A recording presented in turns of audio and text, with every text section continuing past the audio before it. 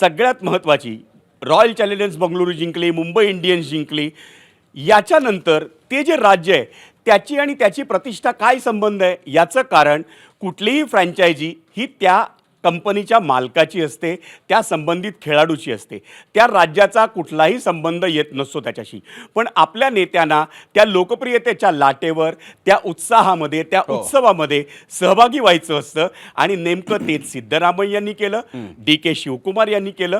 आणि म्हणूनच स्वतःला देखील चमकोगिरी करायची हौस असल्यामुळे आपले नेते त्या भरीस पडतात आणि सातत्यानं आपल्याला हे उत्सवी स्वरूप क्रिकेटमधल्या विजयाचं दिसतं. बरं, आपण जर या समर्थकांना, चाहत्यांना कुठं सांभाळायला गेलो तर तसं होणार नाही. याचं मुख्य कारण प्रसन्न या देशातल्या प्रत्येक नागरिकाचं त्याच्या मनातल्या वेदनेवर, त्याच्या दुःखावर फुंकर घालण्याचं साधन कुठलं आहे तर क्रिकेट आहे.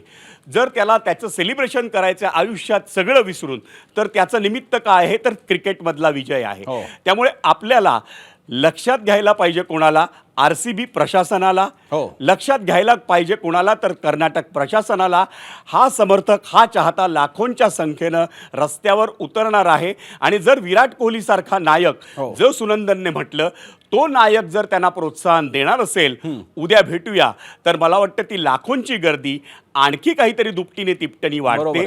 आणि म्हणूनच स्वाभाविकच आत्ता सुनंदन म्हटल्याप्रमाणे त्याची जबाबदारी विराट कोहलीवर देखील आलेली आहे.